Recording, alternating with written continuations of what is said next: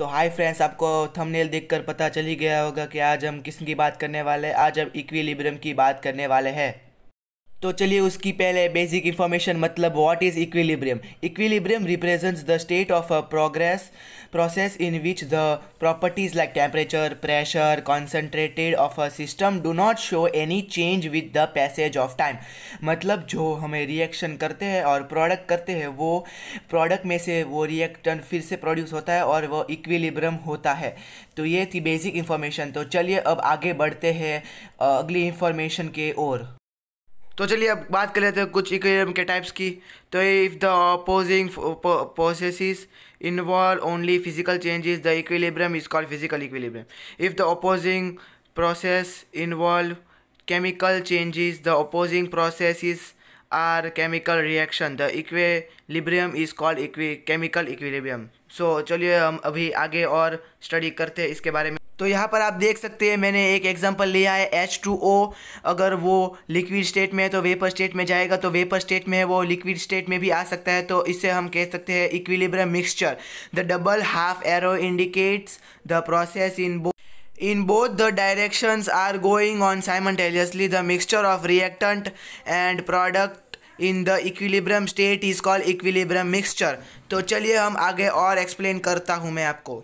मैंने यहाँ पर और एग्जांपल लिया है, जैसे आपको कंप्लीट समझ में आ जाएगा। तो ये इनिशियल कॉन्सेंट्रेशन 1 मोल ए में और प्लस बी में 1 मोल, तो हमें सी और डी प्रोडक्ट साइड मिलेगा 0 मोल एंड 0 मोल। जब रिएक्ट होगा तब हमें प्रोडक्ट साइड मिलेगा।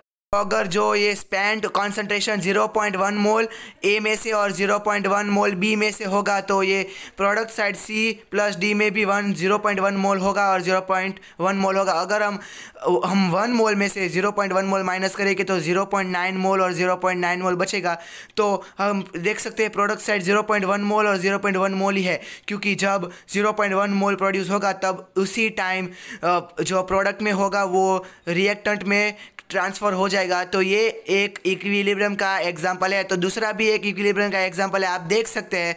तो चलिए मैं आगे बढ़ता हूँ। तो देख सकते हैं तो some important aspects of equilibrium involving physical and chemical processes are dealt in this unit, along with the equilibrium involving ions in aqueous solution which is called as ionic equilibrium। तो मैंने आपको ionic equilibrium क्या है वो भी आपको बता दिया है।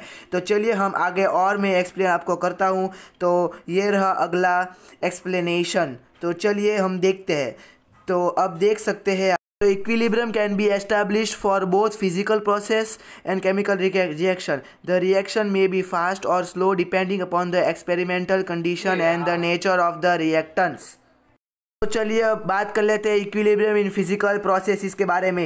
The characteristics of system at equilibrium are better understood if we examine some physical processes। The most familiar example are phase transformation processes। Solid में से लिक्विड और लिक्विड में से सॉलिड फिर से हो सकता है, लिक्विड में से गैस हो सकता है और गैस में भी लिक्विड हो सकता है, और सॉलिड में से गैस हो सकता है और गैस में भी डायरेक्ट सॉलिड हो सकता है। तो ये था कुछ example of equilibrium in physical process. तो ये वीडियो आपको कैसा लगा और इक्विलिब्रियम के बारे में ये जानकारी आपको कैसी लगी, मुझे कमेंट सेक्शन में ज़रूर बताना और मेरे चैनल को सब्सक्राइब करना मत भूलिएगा।